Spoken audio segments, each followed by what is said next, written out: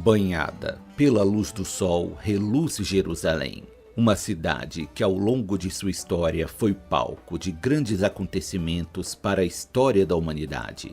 Jerusalém está entre as cidades mais antigas do mundo e foi construída na região da Judéia. Durante a Antiguidade Clássica, a cidade se tornou a capital do povo judeu. Mas devido à sua posição estratégica, a região da Judéia foi disputada por diversos reinos e impérios poderosos, tendo sido governada por assírios, babilônios, persas e muitas outras grandes civilizações. Mas com a disseminação do cristianismo, a cidade de Jerusalém ganhou ainda mais destaque, e os reinos da Europa medieval voltaram sua atenção para aquela região. Jerusalém, assim como outras cidades da Judéia, era habitada principalmente por judeus e cristãos, e por volta do ano 630 foi conquistada por um califado muçulmano. Assim, a cidade ficou dividida entre três religiões distintas, que até então conviviam em uma certa harmonia. A cidade era considerada um lugar sagrado pelas três religiões que lá coexistiam. Mas no ano 1009, o sexto califa muçulmano que reinava na Judéia começou a perseguir judeus e principalmente cristãos, ordenando a destruição de muitas igrejas em Jerusalém. Este comportamento inflamou os reinos cristãos da Europa, que já estavam descontentes com o fato de a Terra Santa ser governada por uma potência não cristã. Foi então que o imperador bizantino Aleixo I, temendo que as forças muçulmanas expandissem ainda mais seus territórios, enviou um pedido de ajuda para o Papa Urbano II, requisitando o envio de tropas para conter a ameaça iminente. O Papa aceitou o pedido de ajuda e, graças a um grandioso discurso, conseguiu reunir poderosos reinos rivais sob um mesmo objetivo: retomar Jerusalém e libertar a Terra Santa do domínio dos califados. As palavras do Papa ecoaram por toda a Europa, e até mesmo a população comum entoava o grito Deus vult, que significa Deus o quer. Muitos homens bordaram cruzes em suas roupas ou túnicas de batalha, e por isso passaram a ser chamados de cruzados, e partiram de diversos países da Europa rumo à cidade de Jerusalém. E assim teve início a Era das Cruzadas. No ano 1096 teve início a chamada Cruzada Popular, que pode ser considerada um fiasco completo. Muitos homens de origem camponesa e sem treinamento de combate se juntaram em uma procissão de quase 40 mil pessoas. Entre eles também estavam monges, mulheres e jovens sem idade para lutar. Esta grande marcha criou enormes problemas por todos os territórios que passaram, já que uma turba tão grande necessitava de muito alimento e provisões para muitos meses de viagem. A falta de disciplina desse exército irregular também causou excesso de violência e muitos vilarejos foram saqueados e destruídos, mesmo não tendo nada a ver com o objetivo original da campanha militar. No fim das contas, a Cruzada Popular sofreu uma derrota humilhante contra os exércitos turcos, e milhares de cruzados perderam suas vidas antes mesmo de chegar à Terra Santa. Alguns meses depois ocorreria a primeira cruzada oficial, e desta vez ela era composta por 30 mil guerreiros profissionais, incluindo 5 mil cavaleiros. A luta entre cristãos e muçulmanos se prolongou por 2 longos anos, e no ano de 1099 Jerusalém foi finalmente capturada pelos cruzados. Mas esta grande vitória também ficou marcada pela crueldade excessiva por parte dos cruzados. Jerusalém foi saqueada e devastada. Muitos cidadãos foram executados, fossem eles muçulmanos ou judeus. Este ocorrido mostrou a necessidade de um comando mais eficiente, e para tentar cumprir esse objetivo foram criadas diversas ordens de cavalaria. Entre as mais famosas estão a Ordem dos Cavaleiros Hospitalares, a Ordem dos Cavaleiros Teutônicos e a famosa Ordem dos Cavaleiros Templários. A cidade de Jerusalém ficou sob o comando do rei Balduíno I.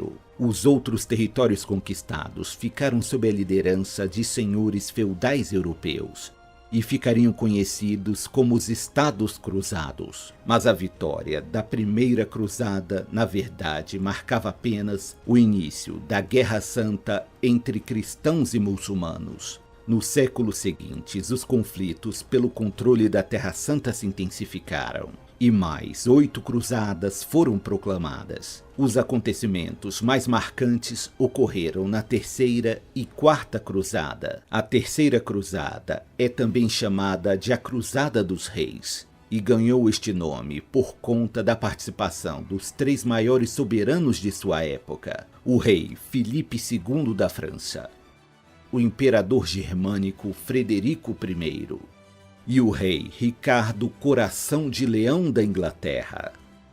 Jerusalém havia sido capturada pelo famoso Sultão Saladino e por isso o Papa Gregório VIII convocou novamente os reinos cristãos para retomar Jerusalém. No caminho para Jerusalém, o imperador Frederico I caiu de seu cavalo durante a travessia de um rio e, devido ao peso de sua armadura, não conseguiu se levantar e acabou morrendo afogado.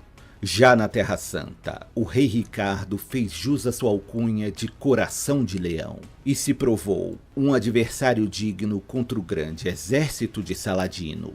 Após algumas batalhas, tanto Ricardo quanto Saladino chegaram ao impasse. E a cruzada teve um fim quando foi assinado um tratado que garantia a segurança de peregrinos cristãos até Jerusalém, mas a cidade permaneceria sob o domínio muçulmano. A Quarta Cruzada, também chamada de a Cruzada Comercial, teve início em 1202 e foi convocada pelo Papa Inocêncio III, que não estava satisfeito de Jerusalém permanecer sob a liderança muçulmana. No entanto, essa cruzada sofreu um grande desvio de seu objetivo principal e ficou marcada pela ganância e falta de preparo dos líderes envolvidos. A Igreja Católica Romana mantinha sua influência em quase toda a Europa, mas em Constantinopla eram seguidos os preceitos da Igreja Católica Ortodoxa. Esta divisão religiosa já gerava conflitos há muito tempo, e aproveitando-se de outras intrigas políticas, os líderes dos exércitos cruzados marcharam contra a cidade de Constantinopla em vez de seguir para a Terra Santa. O resultado foi devastador. Constantinopla foi tomada, saqueada e incendiada. Cristãos matavam outros cristãos nas ruas da cidade. E a divisão entre as duas igrejas católicas aumentou ainda mais depois disso. A destruição causada em Constantinopla foi tão grande que a cidade nunca mais recuperou seu esplendor. E depois deste terrível ocorrido, os cruzados retornaram para a Europa levando as riquezas da cidade, que era a capital do Império Bizantino. O Papa tinha o poder de declarar as cruzadas e acender a fé das pessoas para participar das campanhas. Mas uma vez iniciada a marcha, sua autoridade não era mais tão relevante. E casos de brutalidade, saques contra a cidade sempre se repetiam. Os reis e lordes que participavam das cruzadas permitiam que tais coisas acontecessem, pois grande parte do que era saqueado iriam para seus cofres pessoais. O ideal da luta pela fé já havia se perdido há muito tempo. As demais cruzadas que se seguiram podem ser consideradas uma sucessão de fracassos, já que frequentemente os exércitos muçulmanos conseguiam retomar os territórios conquistados pelos cruzados. Pouco tempo depois da Nona Cruzada, os europeus perderam todo o controle que exerciam nos territórios da Palestina. E após 200 anos de conflitos sangrentos em nome da fé, as cruzadas no Oriente Médio haviam finalmente terminado. Calcula-se que cerca de 1 milhão de pessoas tenham perdido suas vidas durante as cruzadas. Estes conflitos fortaleceram a imagem dos cavaleiros. A representação do nobre cavaleiro estaria presente na cultura europeia por muitos séculos. O ideal do cavaleiro, temente a Deus e que busca penitência por seus atos de violência, deu origem a muitos contos na literatura medieval. E se por um lado as cruzadas causaram muita destruição e sofrimento, elas também serviram para criar novas linhas de comércio entre o Oriente e o Ocidente. Algo que viria a influenciar o mundo todo com o avançar dos séculos. A área da navegação teve muitos avanços e as expedições marítimas se tornaram cada vez mais frequentes. Algumas ordens de cavalaria sobreviveram por um longo tempo, como a Ordem dos Cavaleiros Teutônicos, que ainda mantiveram grande parte de sua glória militar e travaram muitas batalhas na Europa. Ainda houveram algumas cruzadas não oficiais, como as Cruzadas do Norte, onde os reis católicos da Suécia e Dinamarca uniram forças para atacar os povos que ainda mantinham suas tradições pagãs, e até mesmo para atacar os cristãos ortodoxos na Rússia. Mesmo após o fim das cruzadas, Jerusalém continuou a ser alvo de diversas invasões e batalhas sangrentas. E até os dias de hoje, a cidade continua sendo objeto de disputa, desta vez entre israelenses e palestinos. Quem estava certo e quem estava errado na longa história das cruzadas é uma questão que talvez nunca tenha uma resposta definitiva. Mas sem dúvida, este conflito nos deixou lições valiosas sobre o quão perigoso pode ser o uso errado da fé.